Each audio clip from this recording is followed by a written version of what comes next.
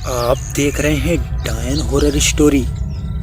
तो चलिए आज की कहानी की शुरुआत करते हैं।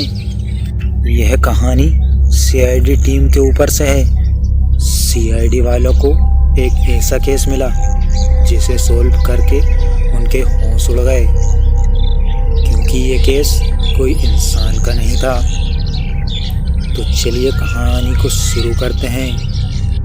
एक बार की बात है, सीआईडी की टीम कुछ दिनों की छुट्टी के लिए एक गांव में गई। गांव में उन्हें रहने के लिए एक घर मिलता है जो कि गांव से थोड़ा हटकर रहता है। रात का खाना खाकर सभी सीआईडी वाले आराम करते हैं और उन्हीं में से दो ऑफिसर्स दया और अभिजीत गांव के बाहर टहलने जाते हैं। वह लोग टहलने के लिए नदी साइड जाते हैं, जिधर काफ़ी सुनसान एरिया होता है। टहलकर वह लोग लौट ही रहे होते हैं तो गांव का व्यक्ति रास्ते में मिल जाता है और बोलता है कि अरे साहब, इधर मत जाना, आप इधर खतरा है। ऐसा कहकर वह चला जाता है। उन दोनों ऑफिसर्स को कुछ समझ नहीं आता है। फिर दया और अभिजीत भी सोने के लिए चले जाते हैं। फिर अगले दिन वह ये बात एसीपी प्रद्युमन और पूरी सीआईडी टीम को बताते हैं। फिर अगली रात को वह सभी लोग रात के समय नदी साइड घूमने जाते हैं। सीआईडी वाले 1 घंटे बाद घूमकर गांव की ओर आ रहे थे। तभी गांव के सरपंच और कुछ लोगों ने उन्हें उधर से आते हुए देखा तो गांव के सभी लोग उनके पास गए। तो गांव के सरपंच ने बोला, सर आप नदी साइड कृपया मत जाइएगा। अब रात के वक्त गांव में इधर उधर घूमना खतरे से खाली नहीं है। फिर एसीपी प्रद्युमन ने बोला, वहाँ पर ऐसा क्या है? फिर गांव वाले उन्हें कुछ नहीं बताते हैं और वहाँ से चले जाते हैं। सीआईडी वाले सोच रहे होते हैं कि इधर ऐसा क्या है जो गांव वाले मना करते हैं जाने के लिए। फिर वह लोग अपने घर चले जाते हैं जहाँ पर वह लोग रुके थे और एक रूम में इकट्ठे होकर बातें करने लगते हैं। एसीपी प्रद्युमन बोलता है कि अभी करीबन 1 घंटे बाद हम लोग वापस वहीं जाएंगे और वहाँ पर इन्वेस्टिगेशन करेंगे। 1 घंटे बाद वह लोग उस नदी की ओर निकल जाते हैं। वह पूरा एरिया ही सुनसान था तो उन्हें वहाँ ऐसा कुछ मिलता ही नहीं है। तभी उन्हें एक पेड़ के नीचे एक नोटिस बोर्ड दिखाई देता है जो कि गांव वालों ने लगवाया था। उस पर लिखा था कि यहाँ आना सख्त मना है और उस बोर्ड पर उर्दू में किसी का नाम भी लिखा था, क्योंकि वहाँ किसी मुसलमान व्यक्ति की लाश गड़ी हुई थी। वह आज से करीबन 100 साल पहले ही मर चुका था। उस नोटिस बोर्ड के नीचे वह खुदाई करने लगते हैं तो उन्हें एक कंकाल मिलता है और सीआईडी वाले उस कंकाल को सीआईडी ब्यूरो में ले जाते हैं और गांव वालों को ये चेतावनी देते हैं कि तुम लोगों में से ही किसी ने ये खून किया था। फिर एक रात जब सभी सीआईडी वाले रात के वक्त अपने अपने घर चले जाते हैं, फोरेंसिक लैब में बस डॉक्टर सालू के ही रहता है जो कि उस लाश का टेस्ट कर रहा होता है। रात के करीबन 12:30 बज रहे थे। तभी अचानक लैब की लाइट बंद चालू होने लगी। डॉक्टर सालू के सोचते हैं कि लाइट में कुछ गड़बड़ी हो गई। डॉक्टर सालू के अब घर आने ही वाला था। तभी अचानक वह कंकाल गायब हो जाता है। कंकाल को वहां ना देखकर डॉक्टर सालुके थोड़ा घबरा जाता है कि ये सब क्या हो रहा है। तभी वह कंकाल उसके पीछे आ जाता है और उसके कंधे पर हाथ रखता है। वह जैसे पीछे मुड़ के देखता है तो देखता है कि कंकाल उसके पीछे खड़ा है। वह उसे देखकर घबरा जाता है और बोलता है कि ये सब क्या हो रहा है। तभी वह कंकाल बोलता है कि तुम लोगों ने मुझे वहां से निकाल कर बहुत बड़ी गलती कर दी। फिर डॉक्टर सालुके वहीं पर बेहोश हो जाता है। सुबह सभी लोग आकर देखते हैं कि सालुके बेहोश पड़ा है। फिर वह उसे जगाते हैं और पूछते हैं कि आज रात तुम यहीं सो गए थे क्या। लेकिन सालुके बहुत डरा था। फिर वह रात की सारी घटना बताता है, पर उस पर कोई विश्वास नहीं करता है। एसीपी प्रद्युमन बोलता है कि यार सालुके, ऐसा कैसे हो सकता है, तुम ये क्या बोल रहे हो। फिर वह सालुके को अपने घर छुड़वा देते हैं और कुछ दिन के आराम का बोलते हैं। उन्हें समझ नहीं आ रहा था कि ये सब चल क्या रहा है। एसीपी बोलता है कि क्या उस कंकाल में ही कुछ गड़बड़ी है क्या, जो एक के बाद ये सब हो रहा है। पहले वो गांव वाले बोल रहे थे और ये सालुके के साथ अब क्या हो गया। फिर एक रात अभिजीत अपनी ड्यूटी करके अपने घर लौट रहा था। जैसे हुई उसने घर के दरवाजे को खोला तो देखा कि हॉल में एक मुसलमान व्यक्ति नमाज पढ़ रहा है। अभी अभिजीत ने बोला, कौन हो तुम, मेरे घर में क्या कर रहे हो। पर उस व्यक्ति ने कोई जवाब नहीं दिया। फिर अभिजीत अपनी गन को निकाल लेता है और उसके पास जाता है और बोलता है कि तुम मेरे घर में क्या कर रहे हो। तभी अचानक एक सेकंड के लिए लाइट चली जाती है और वापस आ जाती है।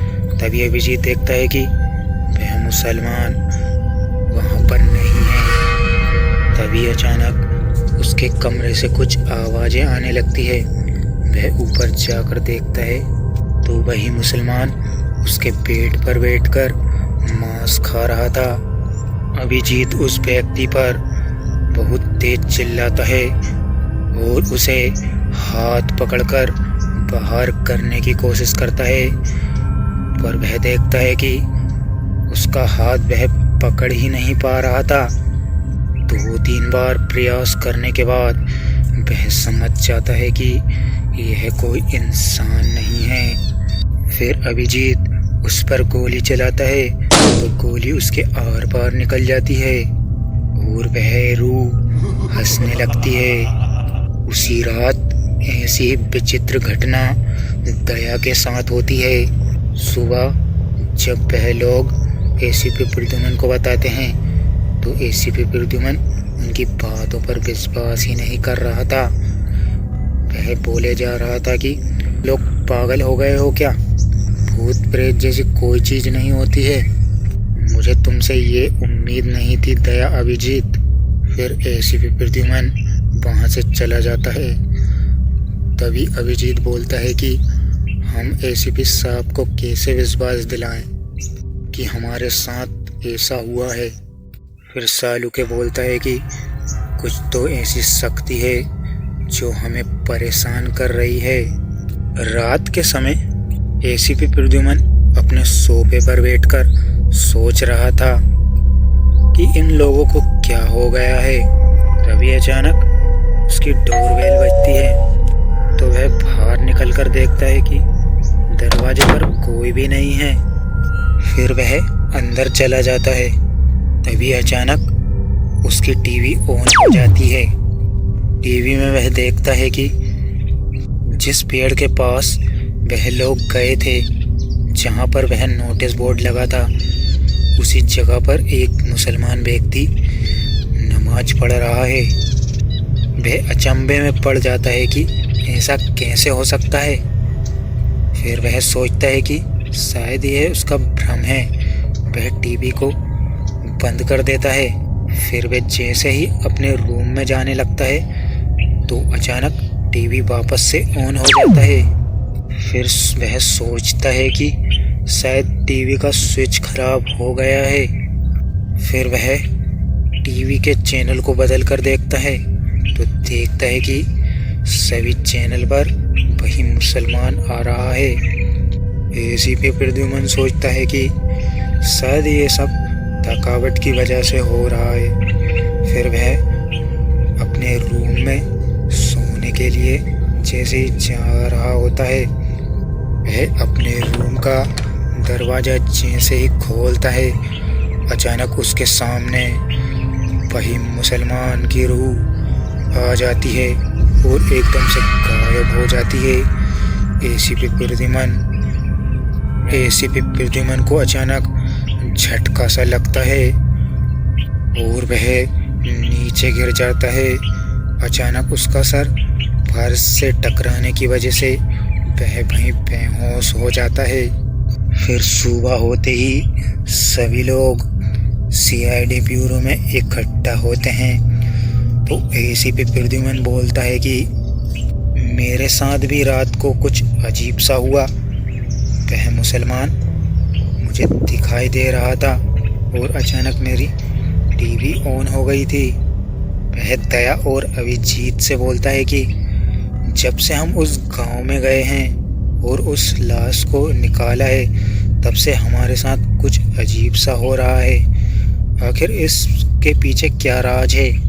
फिर वह उसी गांव की ओर निकल जाते हैं और गांव में पहुंचकर सरपंच से पूछते हैं कि हमारे साथ ऐसा कुछ हो रहा है। सरपंच बोलता है कि हमने तुम्हें पहले ही मना किया था कि वहां मत जाना, पर तुमने हमारी बात को ना मानकर एक बहुत बड़ी गलती कर दी है।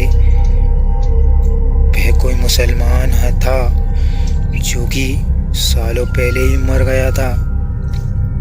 कुछ सालों पहले एक गांव का व्यक्ति वहां गया था। रात के वक्त वह वहां से वापस तो आ गया था, लेकिन उस प्रेत ने उसे मार ही डाला। वह किसी को नहीं छोड़ता। तुम लोगों ने भी वहां रात के टाइम जाने की गलती कर दी। तभी एसीपी बोलता है कि इससे बचने का क्या उपाय है। एक एक करके हम सारे सीआईडी वालों को यह परेशान कर रहा है। फिर सरपंच बोलता है कि एक उपाय है। गांव से थोड़ी ही दूर एक दरगाह है। वो बाबा जानते हैं कि इस रूह से कैसे छुटकारा पाना है। बस वही बाबा थे जो कि इस रूह को बस में कर सकते थे, क्योंकि उन्होंने पहले भी इस रूह को वहीं कैद कर दिया था।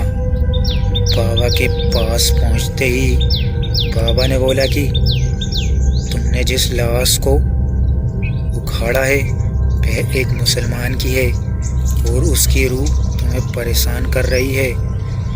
तुम्हें पहले उस रूह को वहीं गाड़ना होगा और उस रूह को गाड़कर मैं ये ताबीज़ दे रहा हूँ, उसे वहीं उस पेड़ पर बांध देना और ताबीज के एक धागे को उसी पेड़ पर कील से ठोंक देना।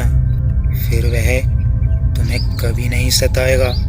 सीआईडी वाले कुछ ऐसा ही करते हैं। फिर वह प्रेत उन्हें कभी नजर नहीं आता है।